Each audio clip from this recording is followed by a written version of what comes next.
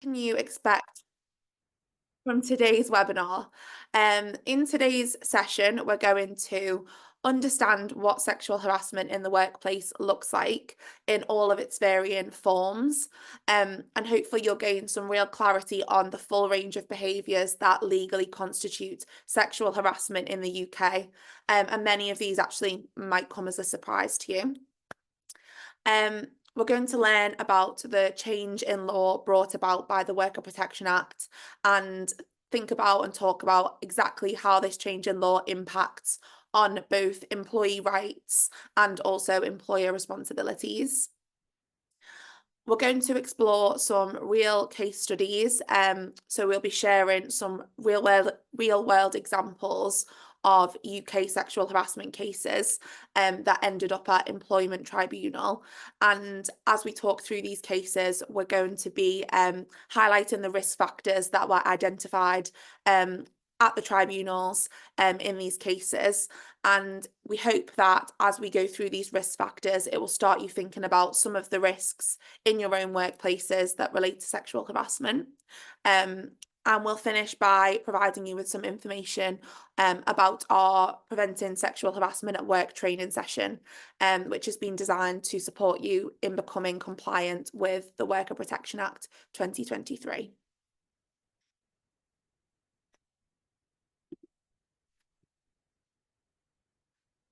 So what is sexual harassment at work to start with? Let's have a look at the definition of sexual harassment in law. So sexual harassment is defined in the Equality Act 2010, and it's defined as unwanted conduct of a sexual nature, which has the purpose or effect of either violating the complainant's dignity or creating an intimidating, hostile, degrading, humiliating, or offensive environment for the complainant. So that's the legal definition, and it can be found in the Equality Act 2010. And it's the Equality Act 2010 that makes an employer legally liable for the conduct of its employees in the course of their employment in relation to sexual harassment. And the key word to really focus on in the definition of sexual harassment is unwanted. So when we're talking about sexual harassment, we're talking about conduct which is unwanted, uninvited, and where there is an absence of consent from the person who receives that behaviour or witnesses that behaviour. And another thing to be really mindful of, it's really important to note that it's the intent behind the behaviour that is important when it comes to sexual harassment. So the intent behind the behaviour is actually irrelevant when it comes to the legal definition of sexual harassment. So conduct does not have to have been intended to cause harm to constitute sexual harassment. It's the impact and effect of the behaviour that is important.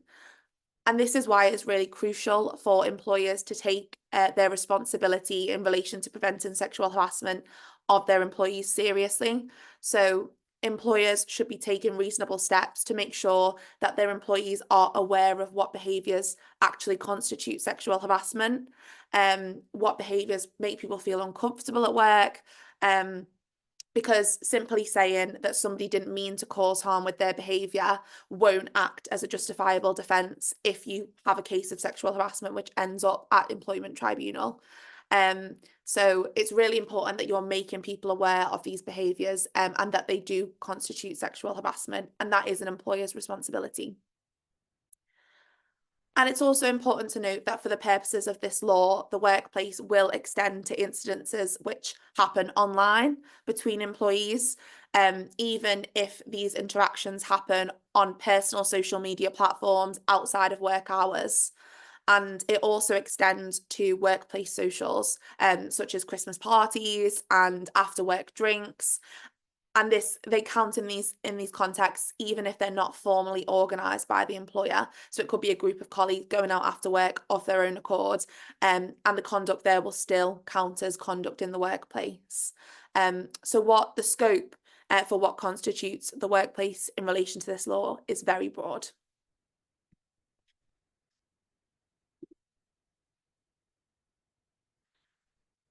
So moving on, what is the Worker Protection Act 2023?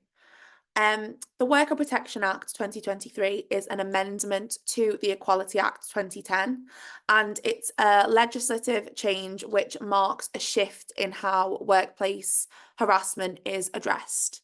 So it places more responsibility on employers to proactively prevent harassment, not just respond to reports of sexual harassment. And before this change in law, employers were legally required to respond to reports of sexual harassment in the workplace.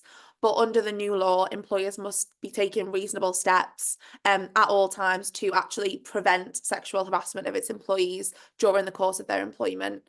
So it's that move from response to proactive prevention.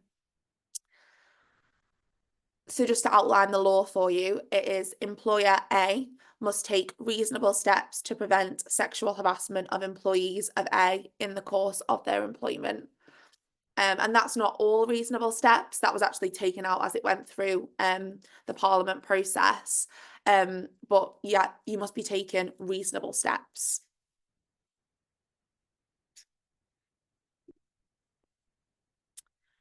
So this law is actually now in force, and it has been since the 26th of October this year, meaning that employers should be taking action now to be compliant with this law. And in terms of non-compliance with the law will be enforced through employment tribunals.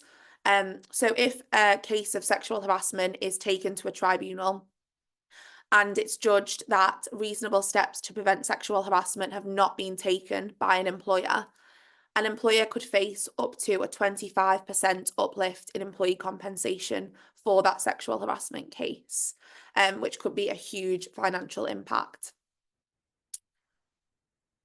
The law will also be enforced by the Equality and Human Rights Commission through their existing mechanisms.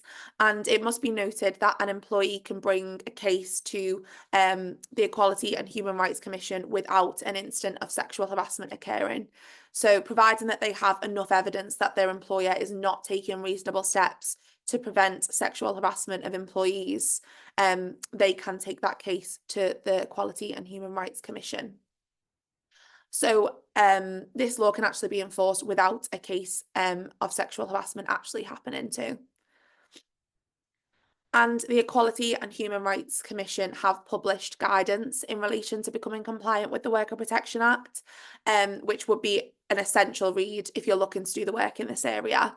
And we're sure as we begin to see cases being taken to tribunal under the Worker Protection Act, we'll hear that Equality and Human Rights Commission guidance referenced a lot in the tribunals.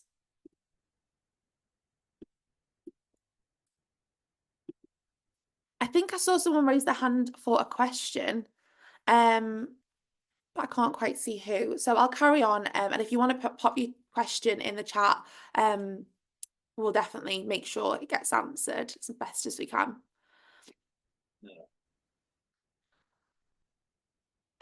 So what does sexual harassment at work actually look like?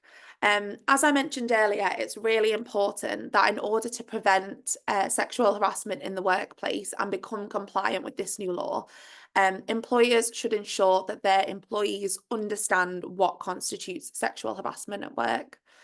It will not be an acceptable defence or justification to say that somebody didn't understand that their behaviour constituted sexual harassment, or that they didn't mean any harm by it and that the intent wasn't there, because the behaviour will still constitute sexual harassment. So educating your employees on what sexual harassment is actually constitutes a reasonable step to preventing sexual harassment, and would mean that you are more likely to be judged to be compliant with the Worker Protection Act. So we're going to run through some examples of behaviours which have been judged to constitute sexual harassment in law. And these are the kinds of examples that you should be sharing with your employees when you're raising awareness of the different forms of sexual harassment in the workplace, to support them in understanding all of the different forms of sexual harassment. So on this pyramid that I've created, you can see the different examples of behaviours, all of which have been judged to constitute sexual harassment in UK law.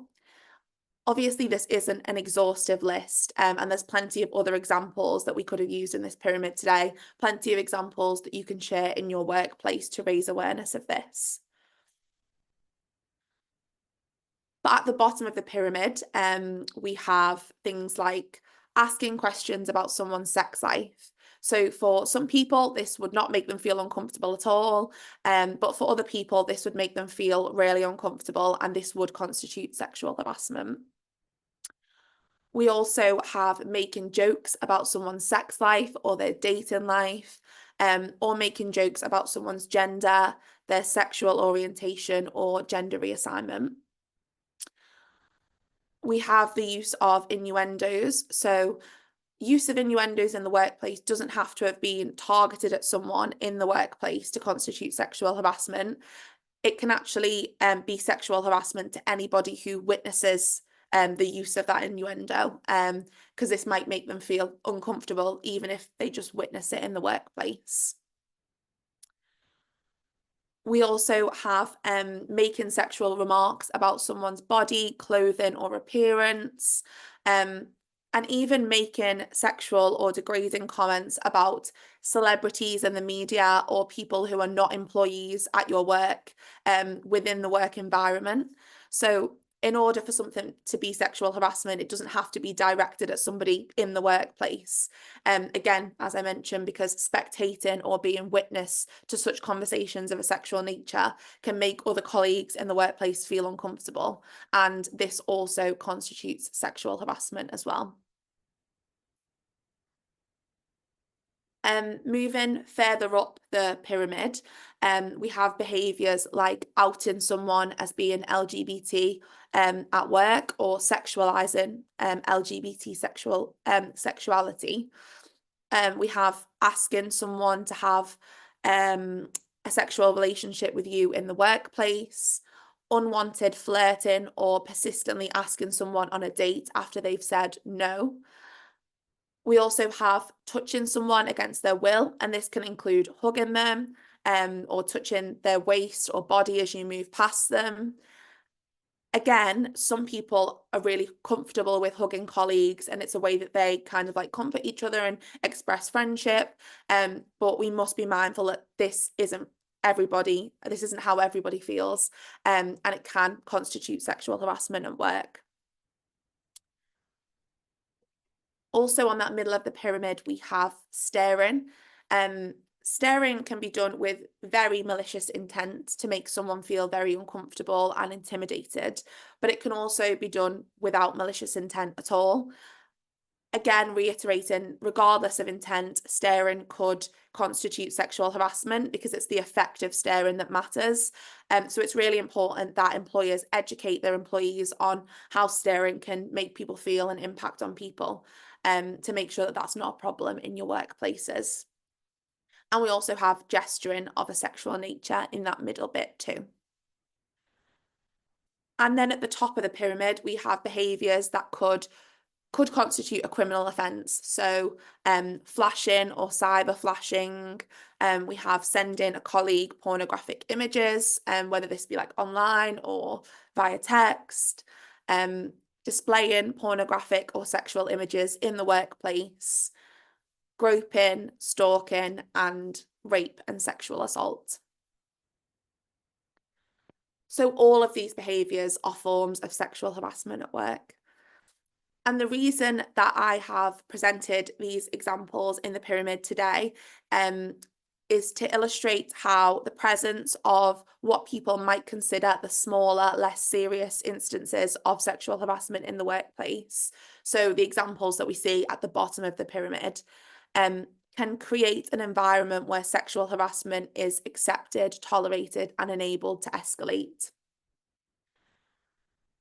And when we talk about escalation, we don't mean that everybody who jokes about sexual harassment or uses innuendos will inevitably go on to commit a criminal offence. we mean that it creates an environment where people generally feel more comfortable to go on to commit the more serious, or what people will consider the more serious examples of sexual harassment, such as rape and sexual assault. So it's important to remember that if we allow and enable the examples of sexual harassment that we see at the bottom of the pyramid to happen, we normalise sexual harassment in all its forms, and we really create that risk of escalation to the top of the pyramid in our workplaces. Environments where people make jokes about sexual harassment or similar also prevents and deters people from speaking up about all of their experiences of sexual harassment. Because if someone hears someone joking about, say, for example, someone's sex life, it's going to make them feel that sexual harassment isn't taken seriously in this workplace. So we could actually see those incident types at the top of the pyramid go unreported in our workplaces as a result of a toxic culture created by the incident types that we see at the bottom of the pyramid. So this is kind of how I like to explain to people why it's important that we call out all of these examples of forms of sexual harassment. And when I was making this pyramid, I found it really difficult to rank kind of these incident types and behaviours, because all of these behaviours can have really significant traumatic impacts on those who experience them. And it can also, all of them can have a really detrimental impact on wider workplace culture too. So none of these should be accepted and tolerated in your workplaces. And the Worker Protection Act really reinforces that and creates a mechanism for that to be enforced in law.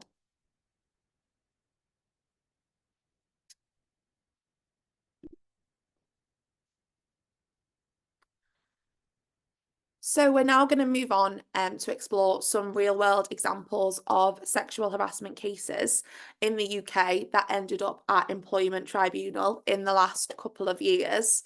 As we run through these examples, as I mentioned earlier, I'm going to highlight some of the risk factors that were identified in these cases at tribunal by the tribunal judge.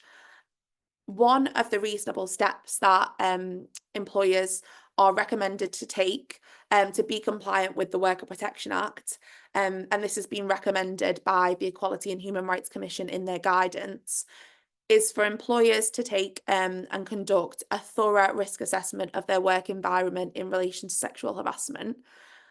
And this will involve highlighting where there is a risk of sexual harassment in specific teams or contexts or business functions, and then taking steps on how you will act to mitigate the risks and prevent sexual harassment in your workplace. So the risk assessment piece is one of the key things that you should be focused on when you're thinking about becoming compliant with this new law.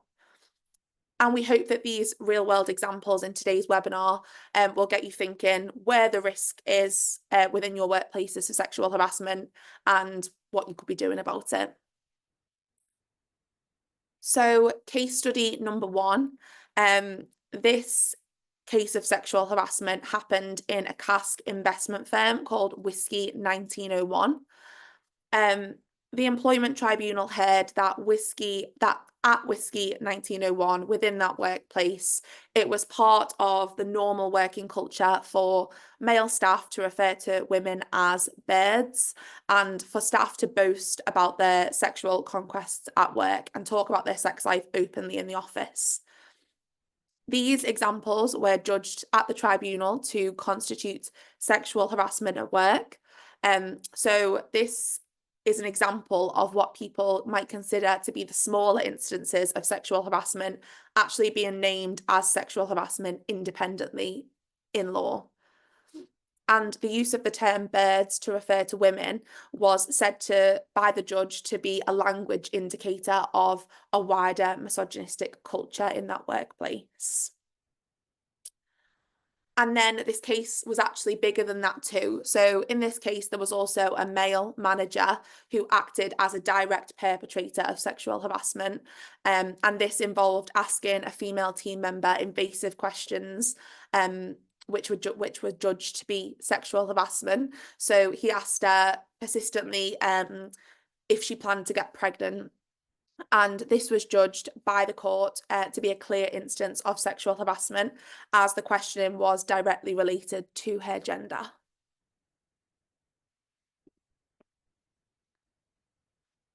So in this case, in total, the female employee who experienced the direct sexual harassment was awarded £51,776 in employee compensation.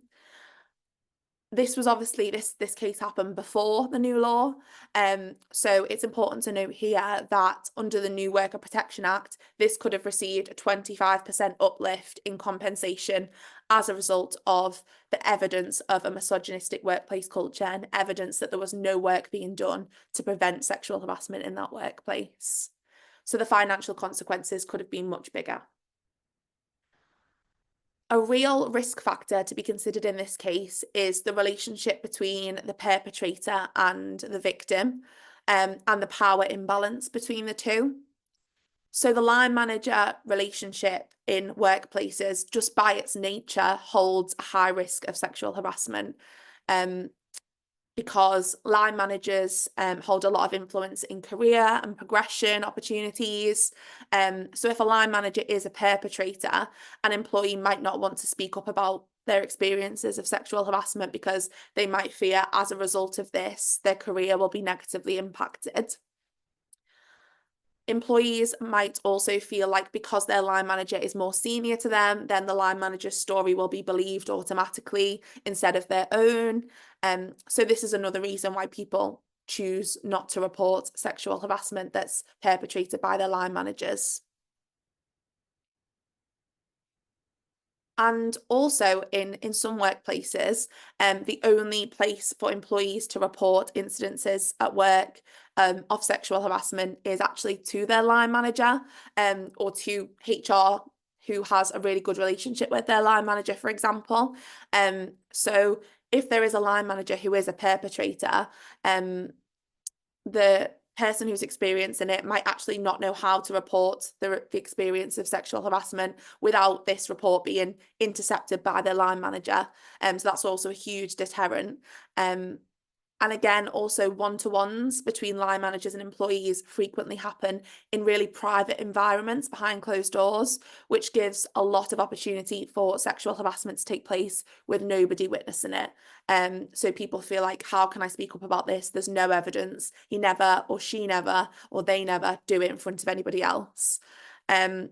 So that is why that line manager relationship is so complicated when it comes to risk in terms of sexual harassment.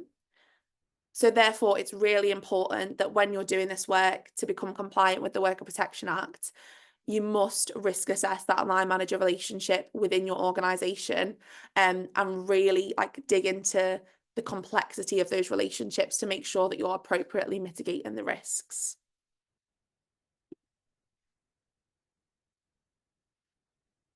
Moving on to case study 2. This case of sexual harassment happened at a furniture company called Star Plan. So at the work Christmas party, a female employee experienced sexual harassment from a male manager, and the employment tribunal found that the manager was hugging her from behind without her consent, suggesting that they were going to have an affair. He touched her inappropriately and he made really sexualized comments about her body. So the employee decided to speak up about her experiences of sexual harassment at the Christmas party, after the Christmas party, and she experienced lots of victimization from other colleagues, and she said that her employer had failed to protect her from this victimization, and that actually led her to resign and leave the workplace. And when we talk about this victimization, this was colleagues ignoring her at work, so freezing her out, and also making comments threatening to kind of take her down for speaking up about what she'd experienced.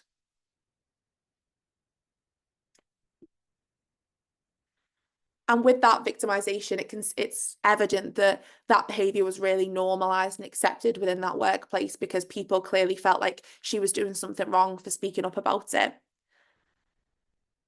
So the claimant in this case was awarded £19,000 in employee compensation. And again, given the facts of this case, under the new law, the Worker Protection Act, this would have likely been increased by 25% for that claimant. And a key risk factor I wanted to identify in this case is the Christmas party and the presence of alcohol at the Christmas party. As we approach Christmas party season and everyone's very excited for those Christmas parties, it's really important that in order to prevent sexual harassment, you remind your employees ahead of the Christmas party that the party is an extension of the workplace and therefore normal expectations of acceptable behaviour at work still stand in that Christmas party context. And I think that reminder just before the Christmas party can go a long way in terms of the outcomes that you see. And also considering if you are planning the Christmas party, considering the level of alcohol that's involved in that Christmas party and the potential risks that are associated with that.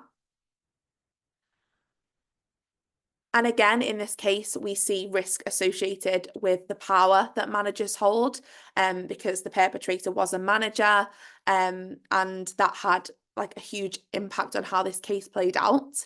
And we also see the impact of a wider negative workplace culture. So when the employee spoke up about their experiences of sexual harassment, she experienced bullying and intimidation for speaking up. So there was clearly not a speak up culture at that workplace or an understanding of what behaviours constitute sexual harassment. Sexual harassment was very accepted in that workplace. So it would have likely been judged in this case that this workplace would not be compliant with the Worker Protection Act because there's an environment which deters people from speaking up about their experiences of sexual harassment.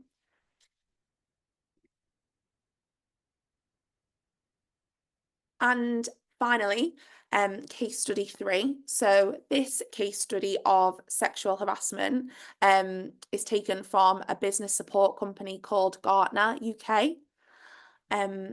A female employee experienced sexual harassment over the course of a year of employment as a sales executive for this company. Important to note here that sexual harassment does not have to be a series of incidents. It was in this case, but it doesn't have to be.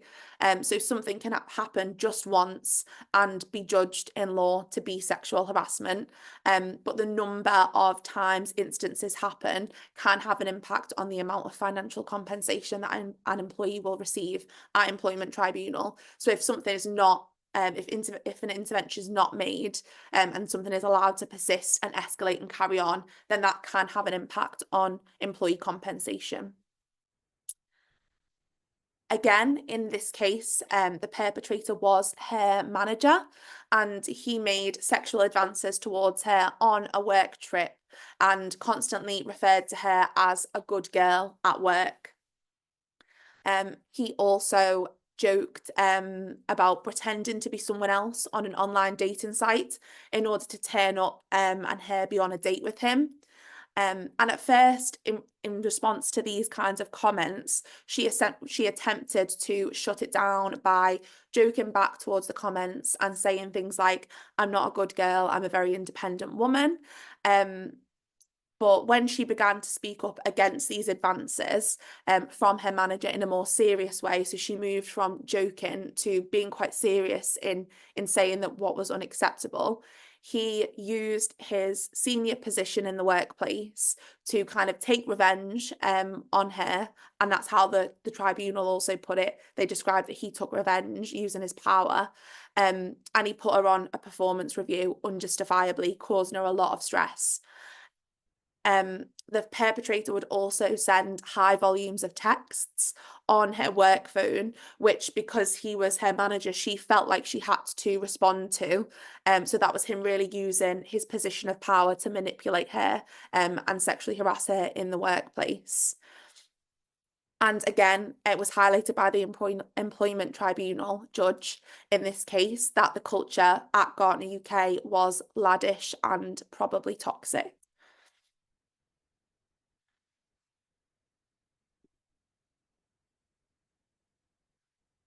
So a couple of key risk factors in this case. There was actually the employee compensation for this case was not actually published publicly. I don't know if that was just a choice or if it was as a result of an NDA, but I imagine that it was quite a significant level of compensation. A couple of risk factors for this case. In this case, the victim was the only woman within her team in the workplace. And it's important to note that there is a high risk of sexual harassment in environments which are dominated by one social group. So this could be an environment dominated by all women or all men, or it could be an environment, for example, dominated by heterosexual cisgender people with only one or two colleagues who are part of the LGBT plus community. So it's really important to risk assess your workplaces to identify maybe which teams or departments are dominated by one social group, and really risk assess these in your risk assessment for sexual harassment to make sure that your risk assessments really reach that level of detail that the Worker Protection Act is looking for compliance. Another risk factor here was work trips, being involved in the role, and the risks associated with traveling and staying overnight with colleagues. We also have the risk of colleagues being able to contact each other outside of work hours on mobile phones, which are paid for by work. And this level of contact being normalised and unrestricted. So there was no policy or principles implemented by the employer on what contact was normal outside of work hours. And again, we have the risks associated with a wider misogynistic culture, and how this plays out in these cases. So all of these risk factors are factors that you should be considering in your own workplaces when you do that risk assessment piece to become compliant with the Worker Protection Act.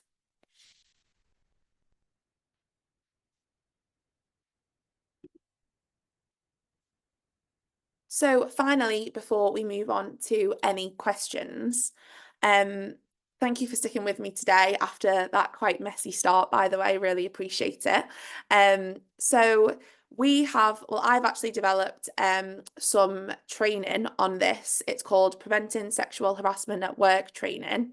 It's a half-day training session and it's delivered entirely online. So I'm going to tell you a bit about that today. This session has been designed to give you lots of good practice in relation to preventing sexual harassment in the workplace and to really support you in developing your understanding of the reasonable steps that you can take to become compliant with this new law. So building on some of the content today and going into lots more detail, it's a great session to attend to assess where you're currently at in your workplace in relation to this work and to begin to build and form your strategy for this work going forward. Effectively preventing sexual harassment in the workplace requires a really well thought out, robust, long-term strategy and, as I've mentioned a lot today, a really thorough risk assessment. And in this training, we'll provide you with lots of really detailed guidance on how to develop your strategy and your risk assessment.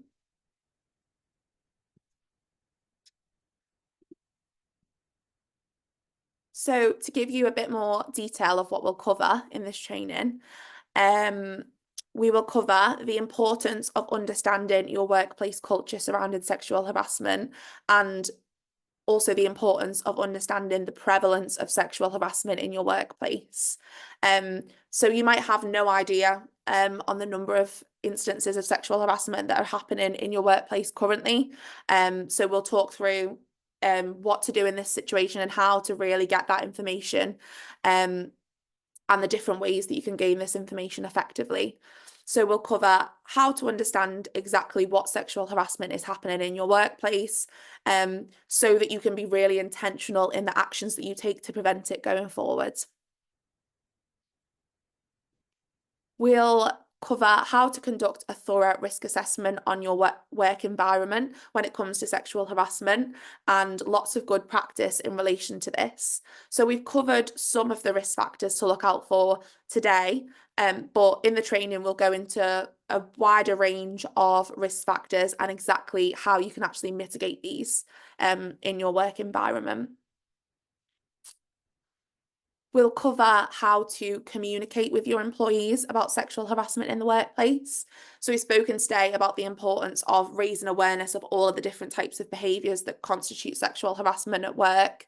So we'll cover how to communicate with your employees about that, and also just more generally what makes an effective communication strategy when it comes to preventing sexual harassment in your workplace. And Culture Shift actually did a little bit of research, well, a lot of research, and we'll share that with you after today's session in the follow-up in our white paper. But it found that one of the main things that employers were concerned about in relation to the Worker Protection Act was that communications piece. So that's why we've included that in a good level of detail in this training to respond to that need. We'll also cover building internal infrastructure to prevent sexual harassment. So in this section, we cover good practice when it comes to building or reviewing your anti-harassment policies and processes. We will cover reporting and responding to reports of sexual harassment and how this is actually a tool of prevention, how you can make it a tool of prevention in your workplace. So we'll look at what makes a good reporting and responding process, and how you can make a process which your employees will really trust and actually proactively utilise to speak up about their experiences of sexual harassment. We'll also provide guidance on how to foster a speak-up culture in your workplace in relation to sexual harassment. In the cases that we went through today, there was not a speak-up culture in any of those. And fostering a speak-up culture can be one of the most powerful tools to preventing sexual harassment at work. So if your employees feel empowered and trust you enough as an employer to speak up about their experiences of sexual harassment, that creates a huge deterrent for people committing those behaviours in your workplace. So it's crucial that that speak up culture is fostered and included in your prevention work. And finally, we'll cover how to build a successful business case for this work within your organisation. So in order to gain sponsorship for any projects that you might want to do, and to gain that senior leadership support and buy-in, we'll cover how we build that really robust business case. So in other words, we will talk about how to get people to care about this work in your organisation. We'd hope that this change in law brings about that new level of accountability and sparks people's interest, but that's not always the case. So yeah, we go through how to make a really compelling business case for this work. So the training will be attended by a range of different workplaces and organisations at one time. So it's a great opportunity to hear from other workplaces, find out what they're doing in relation to this work, and also share challenges that you might be facing, that they might be facing. The training has been informed by the Equality and Human Rights Guidance, which I've mentioned throughout today. And we were very fortunate that it was actually expertly reviewed and endorsed by the Fawcett Society. So for those of you who are not familiar, the Fawcett Society is the UK's leading membership charity for campaigning for gender equality and women's rights. And they really championed the introduction of the Worker Protection Act, got it to be discussed in Parliament, and they're really passionate and experienced in improving the workplace for women. So they have reviewed this training, so yeah, and endorsed it as well. And yeah, as a thank you for attending today's webinar, you will receive a discount code in our follow-up email, which you can use to get discount should you want to book onto this training. And additionally, my contact details will be in that follow-up. So if you do have any questions about today's content, or about the training, then please do reach out to me and I'd be very happy to hear from you. And as I mentioned, at Culture Shift, we've also developed a checklist to support you in getting started on this work, which will be included in that follow-up email too. And we'll also include our white paper, which is that bit of research that we did on the Worker Protection Act, which is a great read to get more detail on this area of work. So thank you very much for sticking with me and listening. And I'll now have a look at some of the questions, hopefully. Yeah, we've got a few come in, Charlotte. Shall I read them out to you? Yeah, that'll be great. Yeah. So the first one, witnesses to sexual harassment can claim sexual harassment themselves. That's posed as a question. Yeah, so I think as if something has made them feel uncomfortable in the workplace, they can take that to employment tribunal. I think it would be rare that we see that actually reach employment tribunal as a standalone incident. But that's definitely something that people should be able to feel empowered to report to their employer, and something that employers should be taking seriously. So going back to that pyramid that I kind of explained, we want to be stomping out those bottom line behaviours to avoid escalation. So it's definitely something that someone could report to their HR teams or to their line managers, or on any other reporting system that they have in the workplace.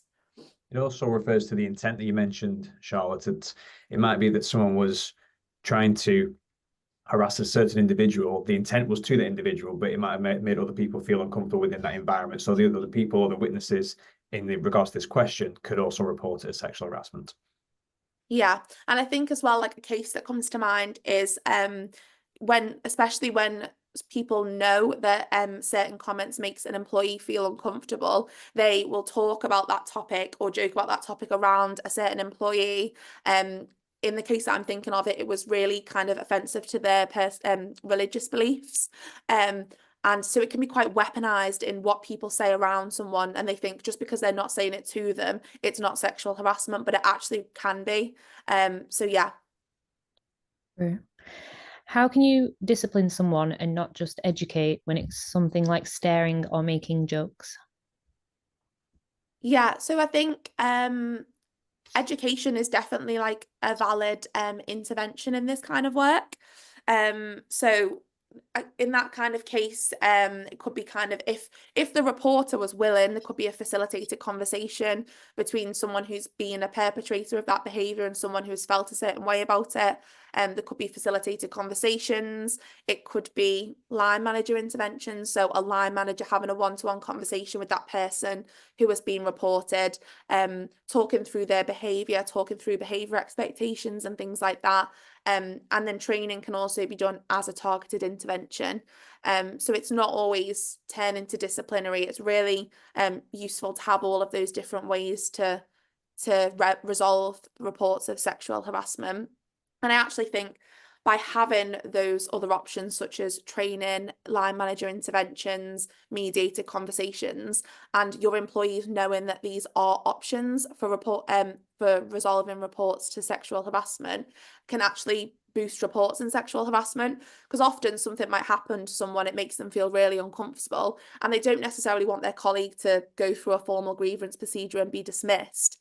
So they don't speak up about it because they think that's the only option to resolving sexual harassment. But if they could speak up about it, and there could be these other options such as training, mediated conversations, line manager conversations, I think we'd see more of those low-level behaviours reported and resolved. So it's a really good practice as an employer to advertise those as potential resolutions to reports of sexual harassment. Great. Just to add to that, another question that's come in, how can we mitigate the risks that you've observed between line manager and colleague? What might those mitigations look like? Yeah, so to answer that, I'd be like, definitely come along to the training, because we go into that in a lot of detail. But I think to provide some mitigations, one of the really good ones that I came across was empowering line managers and team members to be able to ask for one-to-ones to happen in busier environments.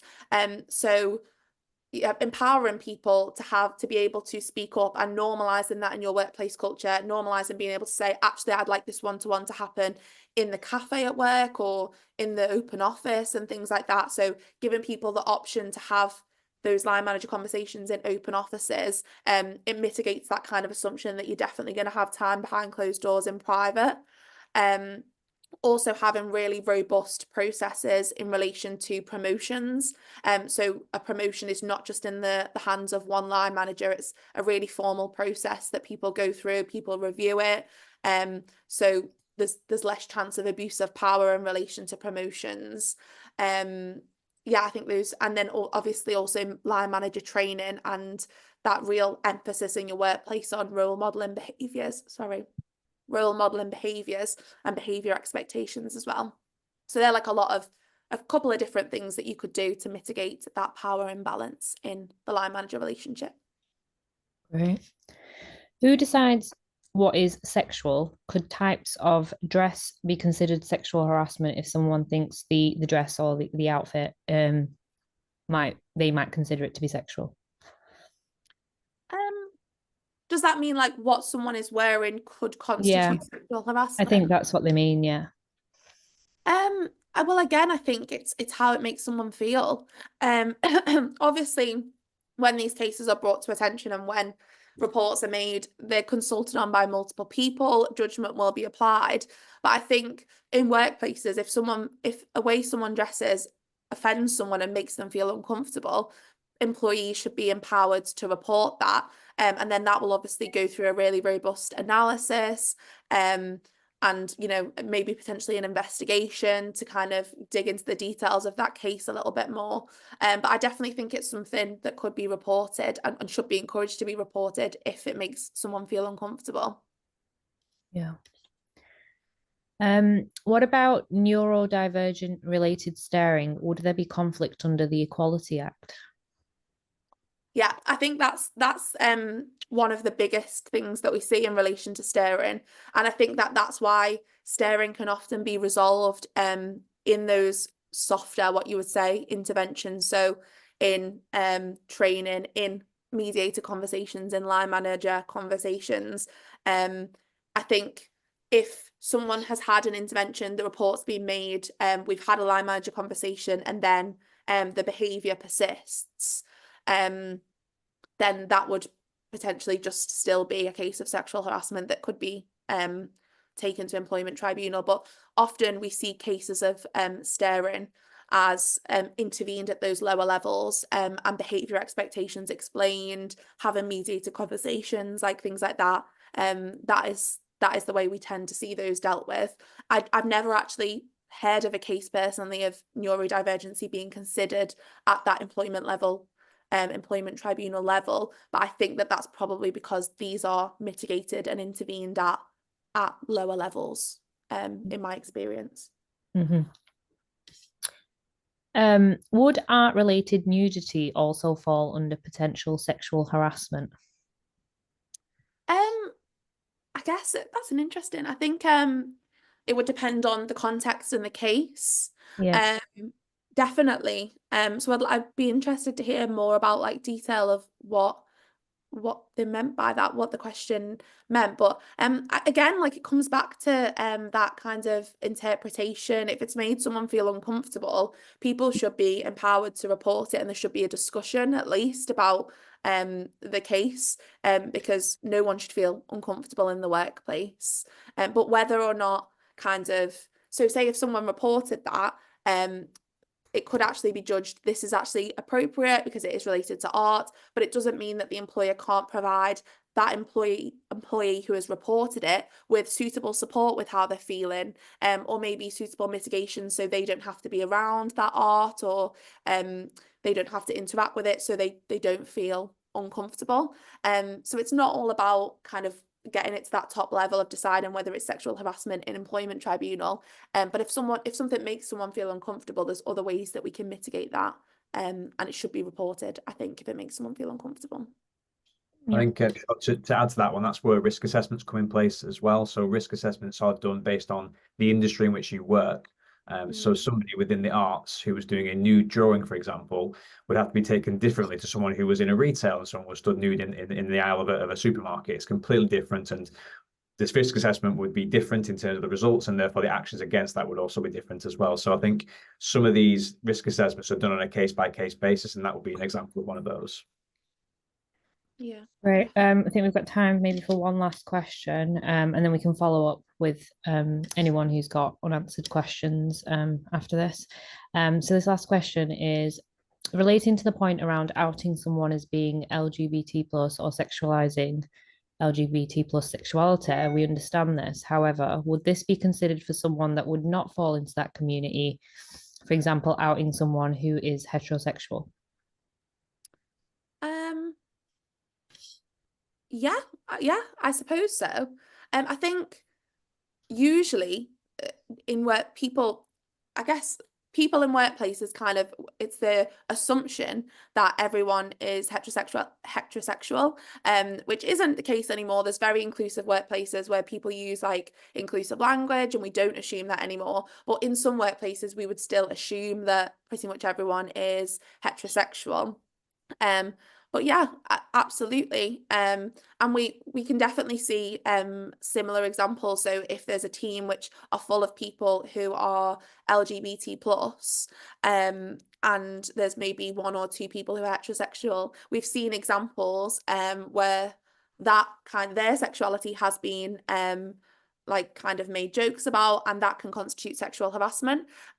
So yeah, particularly in that context where there's the balance but it's flipped the other way, I think that that's where we see sexual harassment. And yeah, it can absolutely definitely be examples of sexual harassment as well.